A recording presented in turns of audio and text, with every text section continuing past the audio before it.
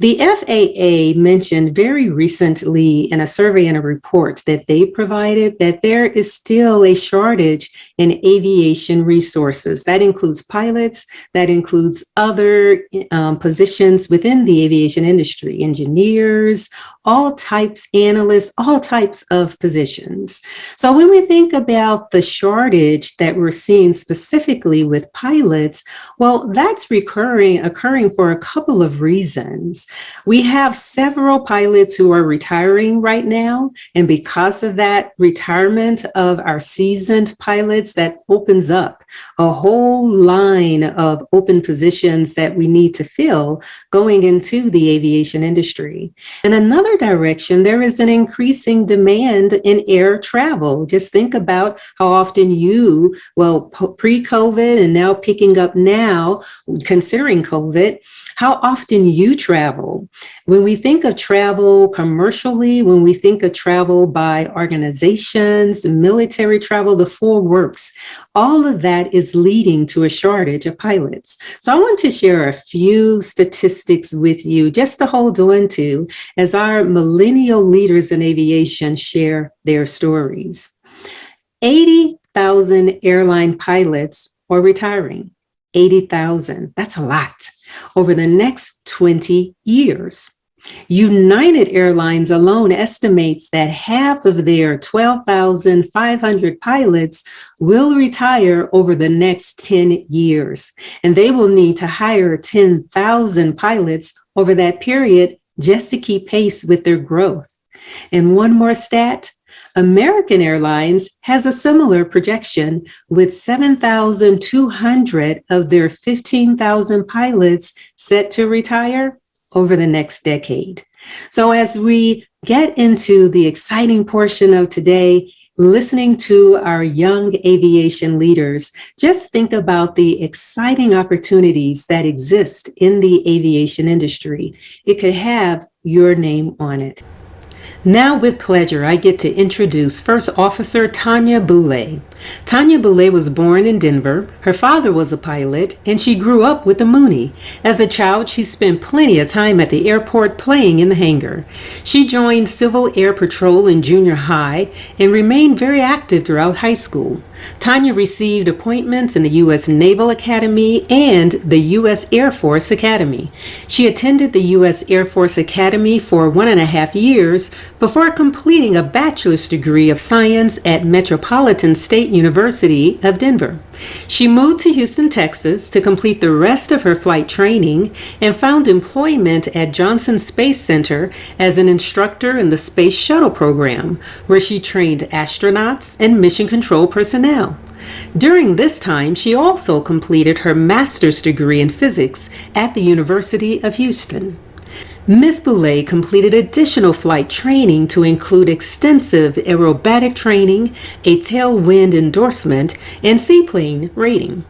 When the Space Shuttle program ended, she was hired by Mesa Airlines in 2008 as a first officer on the Embraer 145. Unfortunately, due to the economics of 2008, she was furloughed 3 weeks after the hire date and subsequently could not find a job with any other airline. She then flight instructed for 1 year and flew skydivers in a King Air. With endurance and persistence as her middle name, and you'll grow to understand what I mean by that, Ms. Bulleigh became a tenured professor in aviation and aerospace science and captain of the Metropolitan State University of Denver's Precision Flight Team. When she decided it's time to get back in the air, she was hired as a first officer with Trans-State Airlines. Tanya is now currently a first officer with United Airlines, as well as a training lead over the flight controllers at Johnson Space Center. She also extended her education and obtaining a PhD in aviation from Embry-Riddle Aeronautical University.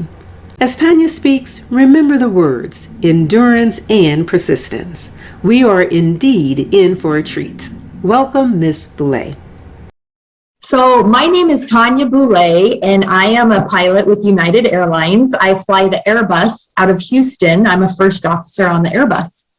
I originally grew up in Denver, Colorado, and I became interested in aviation because I grew up around it. My father had an airplane, and I grew up with a Mooney. If anybody ever has heard of a Mooney, it's a small 4-passenger aircraft. And it's a rather small one, but it's one of the faster general aviation aircraft. And so he was a part owner in that airplane the whole time I was growing up. And so I have one younger sister, and I was basically the son that my father never had. So I was out at the airport a lot with him as a child, playing Barbies in the hangar or doing whatever. And he'd say, bring me a screwdriver. And I'm like, what's a screwdriver? And so I would hang out in the hangar with my dad. And I remember my mom's parents lived up in Wyoming, and we would fly up often to see her parents, weekend trips, week-long trips, whatever. And we would land in these small little airports up in Worland, Thermopolis, Gillette, Basin, Wyoming, that whole area. She has family throughout that whole area. And when we would land in some of these smaller airports, we'd leave the airplane there for the weekend or whatever and tie it down on the ramp. And I specifically remember one weekend when we were up there, I must have only been 12 or 13 years old. And we went in to talk to the lady and pay for the fuel and tell her we needed fuel over the weekend. And my grandparents were right there in the car waiting to pick us up. And the lady behind the desk told my father, she said, you're going to need to move your airplane and park it over on the other side because they're coming in and they're redoing the parking lot. They're putting new asphalt down tomorrow. And so you need to move your airplane over to those tie downs on the far side. And my dad literally just tossed me the keys. And he said, Tanya, go move the airplane. And her jaw about hit the floor. I was only 12 or 13 years old, and I already knew how to start up the airplane and taxi it. And I didn't have my license at that point in time, but I did solo an airplane at the earliest age that you can at 16, and I had my private pilot certificate at 17, which is the youngest age. In fact, I took my prom date flying my senior year. I look back on that and I think, wow, that was crazy. If I would have been his parents, I never would have let my child go flying with such an inexperienced pilot. But anyhow, it all worked out great. What did I do to prepare to get here? I've always had an interest in aviation or in space, actually. I always wanted to be an astronaut. That was actually the original goal. And so I studied hard in school, and I started researching it in junior high, and I knew that the most successful way to reach those career goals, one of the most successful ways would be through a military academy. And my dad was very much pushing me towards that. He had gone to the Air Force Academy himself and had been dismissed for health reasons. So I joined Civil Air Patrol, which I highly recommend for anybody ages 12 through 18. It's an amazing program, very low cost, and it completely exposes you to aviation and, military and all of these different things. In fact, my 3 kids, I had them go through Civil Air Patrol. I told them they were going to try it for at least 6 months. And if they didn't like it, they could quit after 6 months. And they all 3 of them came kicking and screaming. But by the end of the 6 months, all 3 of them loved it. And they all became cadet commanders of their squadron. They stuck with it their entire high school careers. In fact, my son learned how to fly through Civil Air Patrol, and he soloed for it cost me $200, way cheaper than I ever could have done on my own, way cheaper than I ever could have taught him. But anyhow, back to me. I joined Civil Air Patrol and went through this program. I already knew how to fly. My father had taught me. But I did go through the program. I also became a cadet commander, and that looked great. I got involved in sports. I was the volleyball captain, the basketball captain. Studied hard. I was not smart, but I worked hard. I worked very hard, and graduated valedictorian of my class. And I got appointments to both the U.S. Air Force Academy and also Annapolis, the Naval Academy. And I was going to go to the Naval Academy, but I changed my mind at the last second and went to the Air Force Academy because of a boy that I had met. And so I was well on my way towards my career goals. Fortunately, unfortunately, whatever you want to say, life happened, and it's hard to say what would have happened. I quit the Air Force Academy in the middle of my sophomore year and married this boy that I had met and ended up having 3 children. So all of my goals, and I finished my degree, my bachelor's degree at Metropolitan State University of Denver, which is now where I also teach. I teach aviation and aerospace at that university also. So when I quit and got married and finished my degree there, you know, obviously the chances of becoming an astronaut, I figured were pretty much done. And my husband and I opened our own businesses, and I kind of walked away from aviation, to be honest, for about 15 or 20 years. I became a stay-at-home mom and ran our businesses and was busy raising our kids. And I had my private pilot's license, and that was it. And I had basically walked away from it. Well, I went through an unexpected divorce in my early 30s and decided it was time to get back into aviation. And through some friends that I met, I was able to start flying again, and slowly through general aviation, worked through all my certificates, finished my multi-engine, my commercial, my instrument in that order, and did some aerobatic flying. I got my seaplane rating. And so since I had done my multi-engine first, I had a lot of multi-engine time and got back into it, and it was great. So by the time 2008 came, I wanted to go back to the airlines. I wanted to apply for an airline job. And actually, let me back up for just a second. I'm sorry. And during that time when I was doing all that flight training, I was doing it in Houston, Texas. I had met some, like I mentioned, I had met some friends that made it easier, and I was doing general aviation training in Houston, Texas. And I just happened to be, this was not planned at all, but I happened to be in Houston, Texas, close to Johnson Space Center. And I remember one day we were driving down the road and my friends go, "There's NASA." And I go, "NASA? What's NASA doing here?" Because I was just thinking of Florida, Kennedy Space Center. And they're like, "Tanya, Houston, we have a problem." And I'm like, oh, I'd totally forgotten that there was even a space center, a NASA site in Houston. So I finished all my flight training there in Houston, and I was looking for a job. I needed to find a job, and I was looking, you know, at this point in time, I only had my bachelor's degree. I had finished my degree at Metro, and then I had finished my flight training, a lot of my flight training and my licenses, and I needed to help get a job and support myself and the kids. And I was looking for jobs like at Kroger or apartment manager or Walmart. I didn't care. I just needed a job, and I was out cleaning houses trying to make ends meet. And some of our friends out at the airport that we saw all the time that had airplanes a few hangars down, they were like, he worked for a contractor for NASA, and he was on site all the time. In fact, the contractor was Barrios Technology. And he told me his name was Sam, and he said, "Hey, Barrios just got awarded a new contract from NASA, and we're hiring like 400 or 500 people this next week for this new contract to be starting training." He goes, "You should come out. We're having a job fair on Saturday. Come out and I'll put your name in." And I'm like, okay. And I didn't think I would, you know, I didn't think I was qualified or that I would get it, but I did. I showed up, and based on his recommendation, they hired me. And the lady told me, she said, "Normally we require an engineering degree for this position." She goes, "But based on the recommendation, we're going to count your pilot's licenses and we're going to send you back to school. Are you okay with that?" And I'm like, absolutely. So they sent me back to school and helped pay for my master's degree, which was in physics. And I did that right there at the University of Houston, Clear Lake, which is right next door to Johnson Space Center. And they helped pay for that schooling. And I started working as an instructor in the space shuttle program. And I was training the astronauts and the flight controllers in communication. I was a communications instructor on the space shuttle.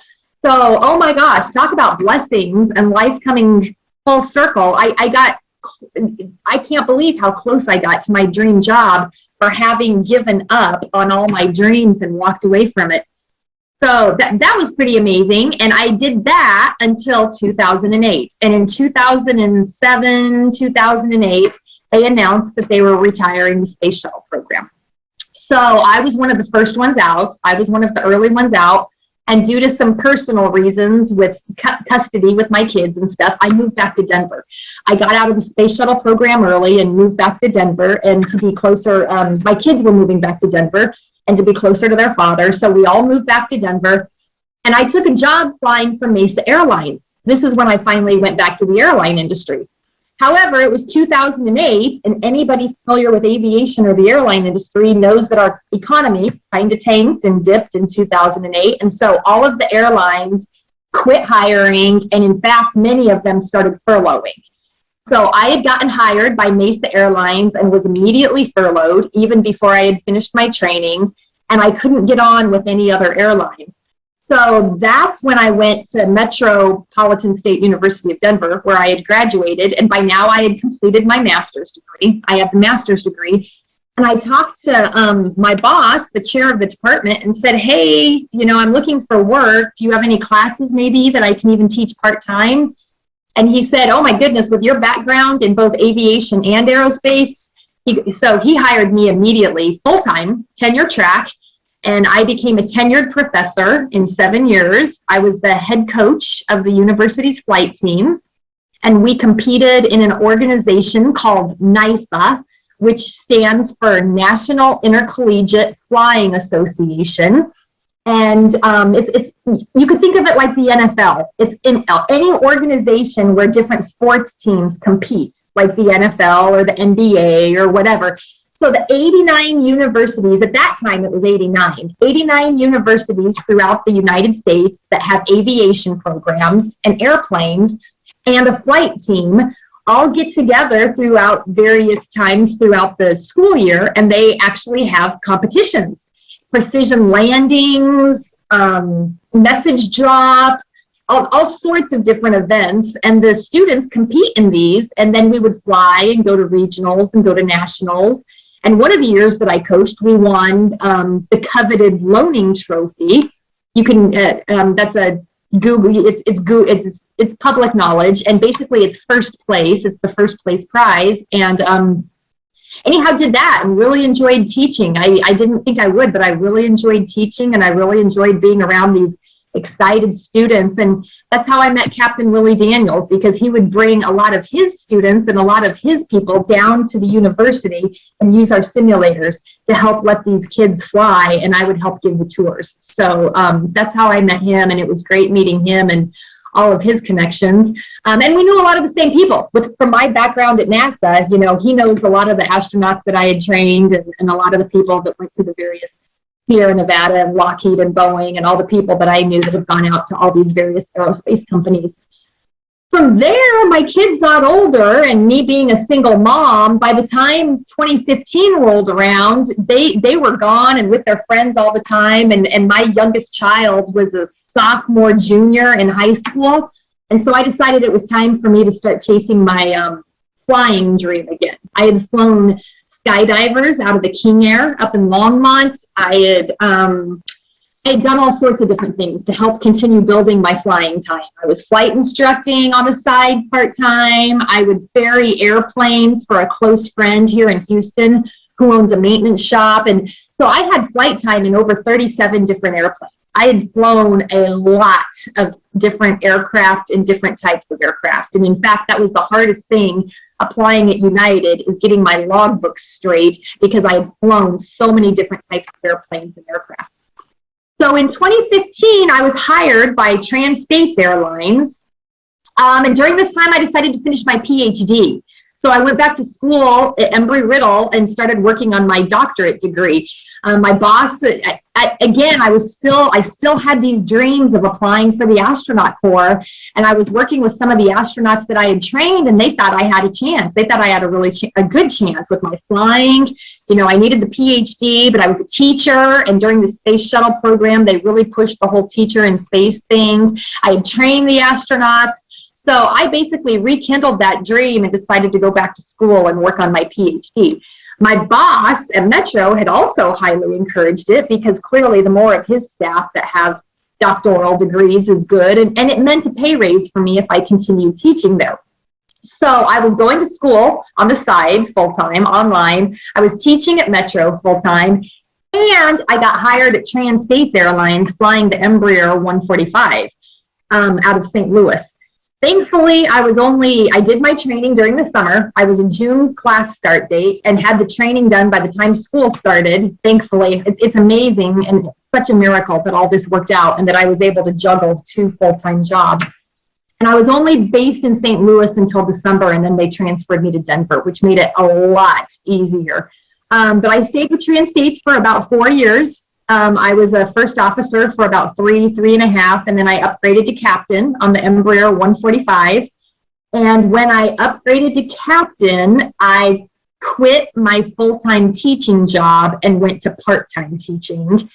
and which is what I do now. I only teach 2 or 3 classes online every semester, and I'll continue to probably do that forever, just because I really enjoy the interaction with the students and being able to contribute.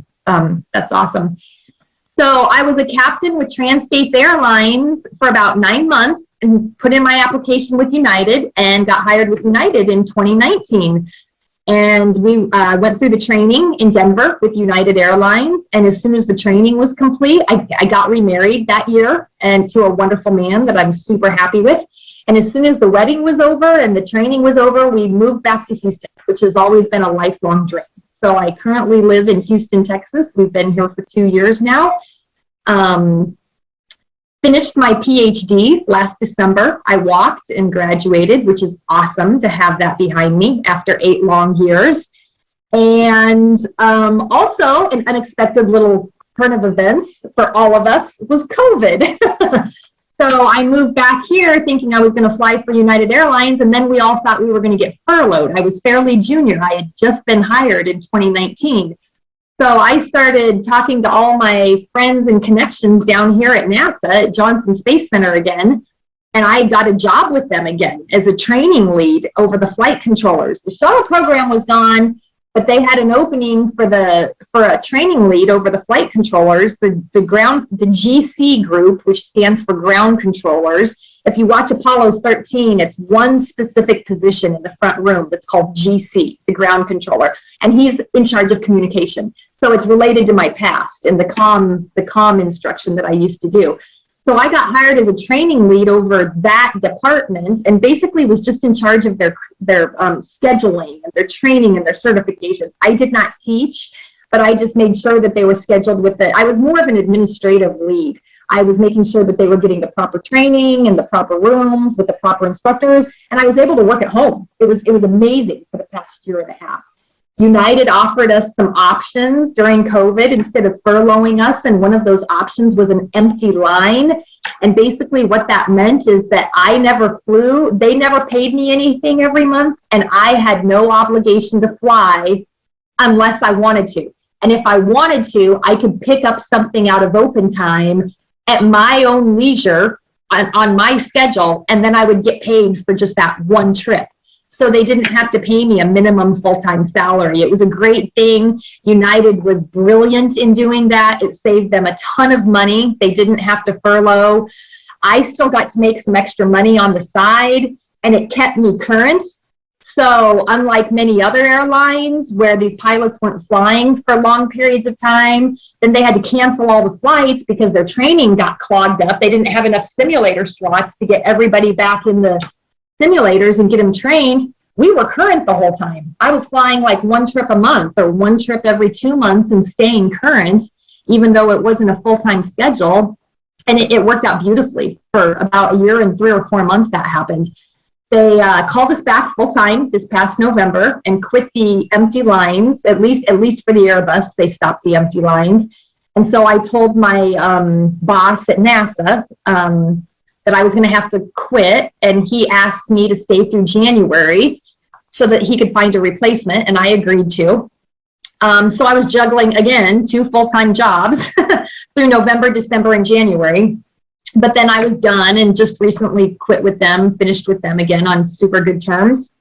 And now I'm back to United, flying full-time and just teaching here and there on the side, here and there, a couple classes online. So that's basically my story of how I got interested in aviation and how life intervened and how it still comes back together and still works. You know what? I am just sitting here. I've been smiling throughout this whole thing because your story is one of holding on to what you're interested in. You knew as a child what excited you, right? And then your story, as you share it, it really shows to keep your eyes and ears open for opportunities, even if you need to make a shift. And that's what life's all about, right? Right, absolutely. Poor decisions and all sorts of stupid stuff. Yes. Exactly. Brings things on us. I didn't plan that, but you have to be willing to make a shift. So let me ask you a question that maybe some of the students in the audience would be interested in as well. So you held on to your interest, and as you move forward, you had those opportunities that came.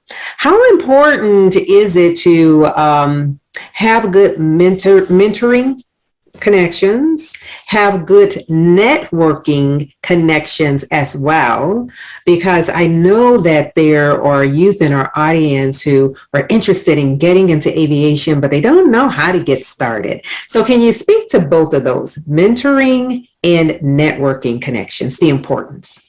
Oh my goodness, Dr. Ivy, you nailed it on the head. Those are both so important. Mentoring and networking are, and I tell this to my students in my classes, I would not be where I am today without the mentoring and without the networking. In college, I know many of our students that I'm speaking to right now are not college age, but in the college or the high school years, if there's any internships offered to you, even if they don't pay you, if they're free, do them. I did that at Metro, and that's what started me on my way. I did a free internship at Jeppesen, helping write the aviation manuals and the technical manuals. I didn't get paid a dime for it for 6 months, but it looked great on my resume. It led to my first job, and those are the people that I met that led me into my flight training and got me my job at Houston at NASA.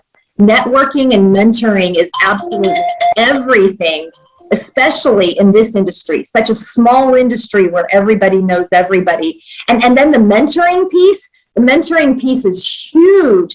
All those years that I still wanted to apply for the astronaut corps, and I had Eileen Collins mentoring me, and Steve Lindsay mentoring me, and I would have lunch with them, and to have that knowledge and to have that perspective and to have wisdom from somebody who has walked the path before and seen and knows different things and sees things from a different perspective than what you do.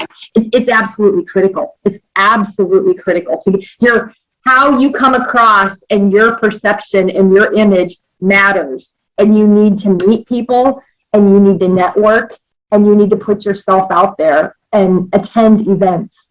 Yes. And, even though attending the events, just like this one, right? Just like the webinar, yes. When it's offered, come, take in. And then another thing that we usually say too, follow up. A lot of times individuals like you're identifying programs and things like that. Follow up on those, because that could be a really good connection. Yes, absolutely. Mm-hmm. Let me ask you a question. I just love your story again, because as a child, your dad, who was a pilot, and it was sort of like a natural walk for you to enter into pilot, to develop that interest into piloting. But I must say, several women maybe didn't have that background. And so I just know in your travels, as you've made your moves, a lot of times you were maybe the only female who is here. Can you speak to that, and then speak to the audience about that?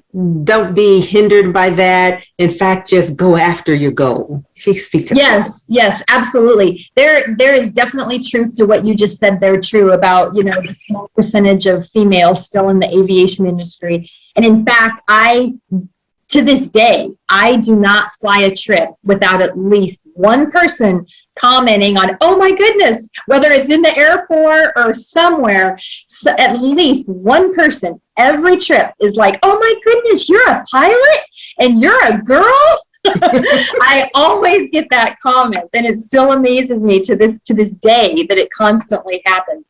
So yes, we need to get more. And yes, I was one of the lucky, blessed ones that grew up around it. And if I hadn't have, I don't know where I would be or what I would have done, because you're absolutely right. We need to get the word out, and we need to come up with better ways of advertising and encouraging females and all females, minorities, all sorts of people, that you can do this too. Everybody can do this. This is open to everybody across the board, fair. And yes, it's different. And I'm not a victim mentality at all. I've been through divorces and custody battles, and I pull myself up by the bootstraps. I am not a victim mentality. But yes, I have experienced a little bit of different treatment, a little bit, not a lot, throughout my flight training, being based being a female. And I'll share this. Most people are not that way. Most people are very fair. But there are a couple of people that have been easier on me because I'm a girl. And I don't like that any more than the couple of people that were harder on me because I'm a female. Either one of those frustrate me. And it should be fair. You should be treating me the same way as you're treating the person right next to me. It should be fair. We should all be treated the same way. But again, like I said, that is very rare and not a lot of people are that way. But yes, I have encountered it. And, you know, like you just said, when you do encounter it, you've just got to, you love it that much. This is an amazing job. You know you're the better person. Take the higher road, push through it, be your best self, get the best training out of it, and walk out knowing you did a great job. That's excellent. That is excellent.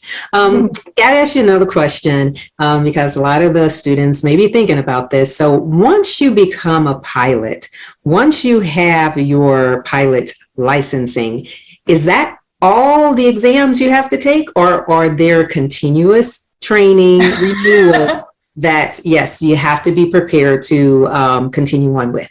That is a great question. That is an awesome question. Unfortunately, we call our tests as pilots check rides, and we are in check rides for the rest of our lives, unfortunately. Now, at a certain point, they get a bit easier. When you get your first pilot's license, which is your private pilot's license, it lets you fly small little airplanes, usually 4 people at the most, and lets you fly around in good weather. And you think you've done the hardest part by then. You have not. And then you get perhaps your instrument rating, which lets you fly in bad weather and at night, or you can get your multi-engine added on. And so you can fly airplanes with 2 engines or more.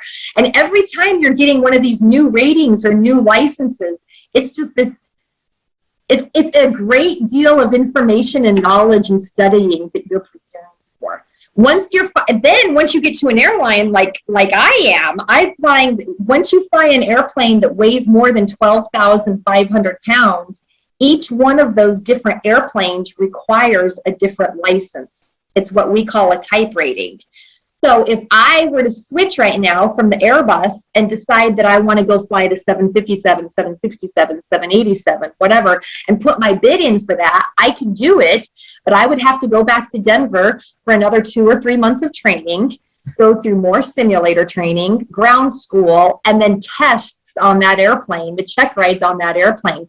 And so that would be a whole new experience for me. Yes, I know how to fly, but I don't know that airplane and those specific systems. They are very different.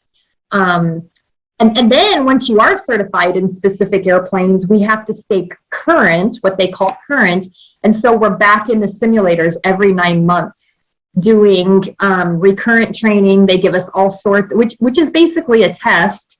And they're giving us all sorts. And of course, this is for safety for the general public. They're giving us all sorts of failures, engine failures, fires, also the things that we don't experience on a normal day-to-day basis. Thankfully, we've got to be prepared for that. And so clearly you have to do a sufficient job at handling that and perform competently to keep your job.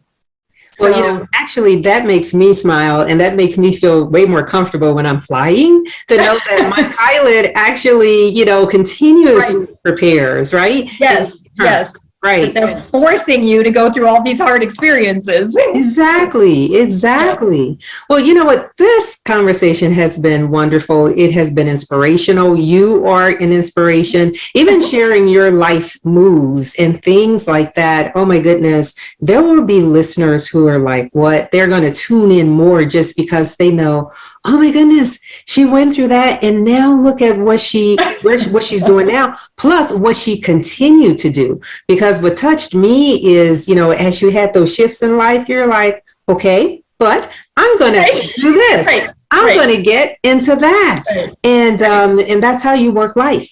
And that's You're how so you kind. And I minimized the drama for this. It was way worse than I talked about. I understand. I understand. Well, you But know what? thank you. I'm going to say thank you for sharing your story, sharing your route, inspiring others, which you have done so much. I'm just going to leave that last word to you. If there's one thing that you wanted to share to even more so encourage that young girl, the young guy, move forward, the older one as well, because what I like too in your story, you went through the marriage and your children were grown and you were like, I think I want to start getting back into my dream of flying again. So if there's one thing you wanted to leave everybody with, what would that be? I think my biggest thing that I guess I would say is follow your dreams. And it's hard to do that when you don't have the knowledge, when you don't know what's out there. So do the research. We've talked about this. If you're young, if you're a teenager or in junior high or in elementary, please check out Civil Air Patrol. It is like a junior ROTC thing, and even better and cheaper. And the knowledge and the opportunities that you will get out of it, the friends that you will make, the best friends that you will make are unbelievable. And the aviation opportunities, just try it. Just check it out. Find one close to you. It's one night a week. It's like going to Girl Scouts or Boy Scouts. Check it out. And things like that, you find friends, you find mentors, you find people who can educate you and fill your mind with ideas that you didn't even know existed. And that's what's the key. And tell your friends about it. Tell people what you're thinking and what you're dreaming and what you're doing. They may make fun of you. People made fun of me in junior high when I told them I wanted to be a pilot or work at NASA. They're not making fun of me now. And I remember it. In fact, that term, how do you like me now? Yes. I love it. Well, thank you. I want to thank you once again so much, and all the speakers who are part of this webinar. Thank you guys. You guys are such an inspiration. Such an inspiration. Thank you. We've enjoyed it. Hi, everyone. I'm Mayan. I am the outgoing secretary with Women in STEM. It is a pleasure to meet everyone and see everyone today. I want to bring Captain Willie Daniels up to the mic to share a few words. Go ahead, Captain Daniels. Hello, Maya and Mark, Tevin, Chameron, David. We have a couple other additional panelists. And so Tanesha, Wallace, and Tanya Gatlin, as duty calls, says, hey, we need you guys to go to work. And so they're out right now. But, I couldn't be more proud of each and every one of these young individuals who are now airline pilots roaming around the world. And as we mentioned from the standpoint, this is an opportunity like Tevin and Chameron are 20, 25, 26 years of age. They have an opportunity to earn six figures for 40 plus years. And there's not a lot of jobs out there that will pay you six figures for 1 year, but let alone 40 plus years. And that was the whole purpose of when we founded the organization Shades of Blue in 1999 initially. And we filed for our articles of incorporation. It was with the idea of taking airline pilots like myself, alongside of engineers and scientists from our working environment into the classrooms K through college to make it relevant while they're learning what they're learning. But the big thing is we just did not want to go into a classroom and say, hello, I'm an airline pilot, look at me, be like me. So we created a mechanism, a tracking mechanism to get these young people in the pipeline at an early age, whereby we can mentor them on a long-term basis. We can track them all over college, and once they have the credentials that they need to have, then we can help run their resumes right into the HR departments. So we've opened up that pipeline from primary education through secondary education all the way into the workforce. Now, with that being said, I just retired back in 2020 from United Airlines after 42 years of service with United. I thought I was riding off into the sun. And the next thing I know, I felt like the Godfather. they just pulled me right back in. So right now I currently work in our operations center at Denver International Airport for our chief pilot, Captain Rob Biddle. And I basically represent the chief pilot when they're not in the office. I represent them, representing the pilots and helping them solve whatever issues that they might have that comes up on a day-to-day basis. So I work in our operations center with all of our other managers that run the whole entire airline at United out of Denver. This is a unique opportunity for any of those young people out there that are hearing us today, for you to get engaged at an early age. By the time you're 22, 23 years of age, if you've got your 4-year degree and you're learning how to fly, maybe you have gotten to the level of an airline transport certificate, it's a great opportunity for you to be 23, 24 years of age and have 40 plus years worth of service. Now, the uniqueness that's going to take place here between now and 2038, in the world, we're looking at worldwide shortages of about 804,000 airline pilots. That's a lot of opportunity for anybody that wants to become a pilot. But not only that, there's a whole host of other opportunities. Like right now, we need almost 914,000 flight attendants that will be needed by 2038, and also about 769,000 aircraft mechanics. And that's just a few of the jobs. We have dispatchers, we have managers, we have ramp personnel. We have all different types of personnel. We do food service. So it's like a huge company worldwide that needs well-qualified, well-educated employees. Now, David mentioned earlier that you cannot get into this profession if you've been involved in drugs or crime or anything like that. So you have to keep yourself clean. You have to keep yourself healthy. And it's a holistic approach that you want to take a look at this, because the airlines, they will go back throughout your whole entire history to check you out, to make sure that they want to put a $250–300 million piece of equipment in your hands, carrying 300–400 lives at one time across the world safely. And so it's a lot of responsibility that you have to look at it from that standpoint. So this is a great opportunity. As I mentioned, Mark and I, we met when he was 8 years old at a event at the Wings Over the Rockies Air and Space Museum in Denver. The Tuskegee Airmen they were showing the very first movie, the Red Tails. And so that's where I met Mark.